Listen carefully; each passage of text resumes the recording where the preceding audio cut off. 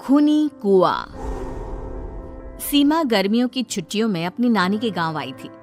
सीमा नानी के घर पहुंचने के बाद अपनी नानी के पैर छूती है और उनसे आशीर्वाद लेती है।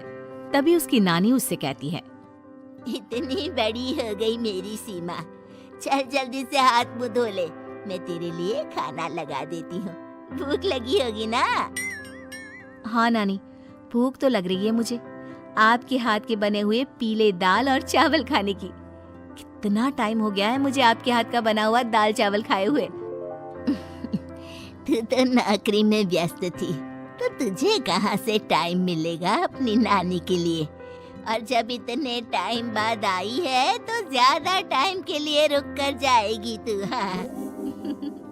हाँ नानी, इस बार पूरे 2 महीने के लिए आई हूँ। सीमा की नानी अंदर जाकर उसके लिए खाना बनाने लगती है। सीमा कमरे में अकेली होती है, तभी उसे किसी औरत के रोने की आवाज सुनाई देती है। वो कभी खिड़की से बाहर झांकती है तो कभी दरवाजे से बाहर झांकती है। उसे समझ में नहीं आ रहा होता है कि आखिर रो कौन रहा है। तभी नानी खाना लेकर आ जाती है। वो अपनी नानी से कहती है, नानी, कोई औरत रो रही है क्या? मैं जब से यहाँ आई हूँ तब से मुझे यहाँ किसी औरत की रोने की आवाज आ रही है। हे भगवान, कहीं ये वही तो नहीं? बोलो ना नानी। अरे कोई नहीं रो रहा, ये तेरे मन का वहम है।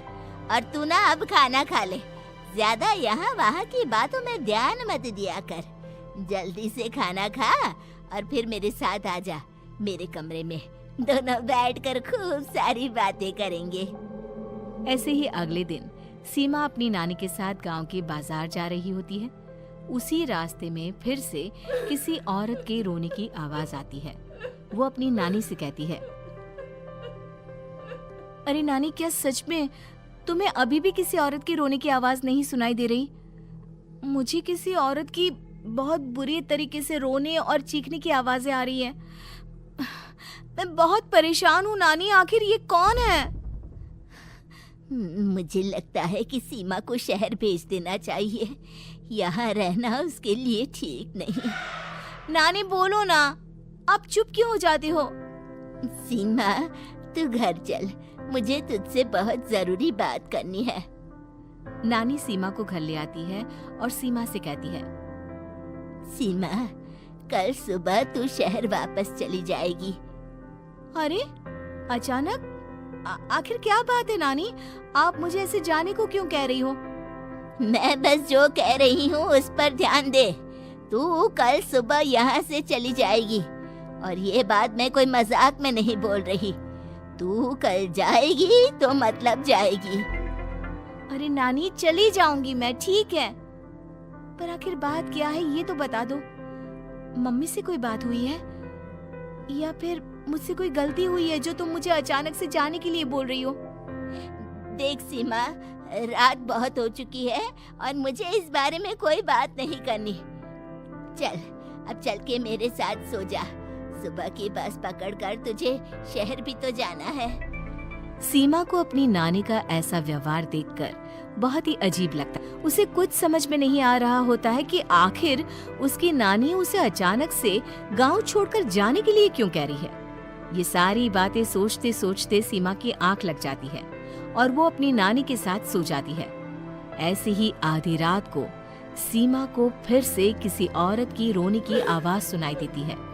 वो उस औरत की आवाज सुनकर बार बार करवटें बदल रही होती है और तभी उसे सपने में भी एक अजीब सी औरत की परछाई दिखाई देती है, जो इतना चीख चीख कर रो रही होती है कि सीमा डरकर उठ जाती है। वो पूरे पसीने पसीने हो रही होती है। वो अपने आसपास देखती है तो घर में बिल्कुल शांति का माहौल होता है। सीमा घबरा जाती है। वो अपनी नानी को जगाने की कोशिश करती है, मगर उसकी नानी नहीं जगती। सीमा को फिर से उस औरत की रोने की आवाज सुनाई देती है। आखिरकार सीमा अपने आप को रोक नहीं पाती और वो घर का दरवाजा खोलकर बाहर निकलती है। आखिर ये माजरा क्या है? आज तो मैं पता करके रहूंगी। अब आवाज का पीछा करते हुए सीमा आधी रात को गांव के चौपाल के पास बने कुएं के पास पहुंच जाती है, जहां कुएं की चारों ओर बेड़ियां लगी होती हैं उन बेड़ियों में लगे हुए ताले के साथ एक लाल रंग का कपड़ा और माता रानी का कलावा बंधा होता है। उस कुएं में से सीमा को किसी के रोने की आवाज आती है। सीमा परेशान हो जाती है। इस कुएं में कौन है? कौन है यहाँ? सुनो, कौन है? कौन रो रहा है? वो चिल्ला चिल्ला कर पूछती है और साथ ही लोगों को जगाने की कोशिश करती है, मगर किसी को भी उसकी आवाज सुनाई नहीं देती। अब सीमा खुद उस कुएं के पास की बेड़ियों और तालों को खोलने की कोशिश करती है और किसी तरह कुछ देर की मशक्कत के बाद सीमा उसको खोल भी देती है। और जैसे ही वो कुआं खोलकर उसके अंदर झांकती है, सीमा उस कुएं में गिर जाती है। इतने में उसकी नानी की नींद भी खुल जाती है और सीमा को पास ना देखकर नानी परेशान हो जाती है।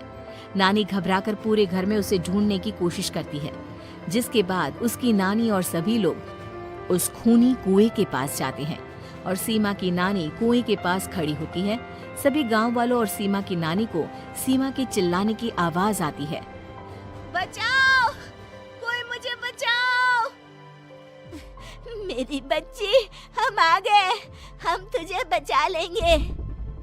नानी, मुझे यहाँ बहुत डर लग रहा है। यहाँ इंसान की कटी हुई मुंडिया, हाथ, पैर और कंकाल है और खून भी है। नानी, मुझे डर लग रहा है। आप सब मेरी मदद कीजिए, नहीं तो ये खूनी कुआं मेरी बच्ची को भी खा जाएगा। अरे मुझे तो ये समझ में नहीं आ रहा कि आखिर इस खूनी कुएं को खोला किसने। सालों पहले इसको इतनी मुश्किलों के बाद तांत्रिक बाबा ने बंद किया था। अरे पूरा गांव खूनी कुएं के बारे में अच्छे से जानता है, तो कोई भी जानबूझकर तो ऐसा करेगा नहीं। मतलब किसी ने अनजाने में इसे खोल दिया है भैया। सीमा को इस बारे में मालूम नहीं था और जब से वो यहाँ आई थी तभी से उसे किसी औरत के रोने की आवाजें भी सुनाई दे रही थी। कहीं सीमा ने ही तो उसे नहीं खोला। अगर ऐसा है तो फिर सीमा का बचना बहुत मुश्किल है। वहीं कुएं के अंदर सीमा रोते हुए बैठी होती है कि उसे आवाज सुनाई देती है जो कुएं के बाहर खड़े गांव वालों में से किसी को सुनाई नहीं देता। आज सालों के बाद मुझे ताजा खून मिलेगा। तेरा खून पीकर आज मैं अपनी प्यास बुझाऊंगा।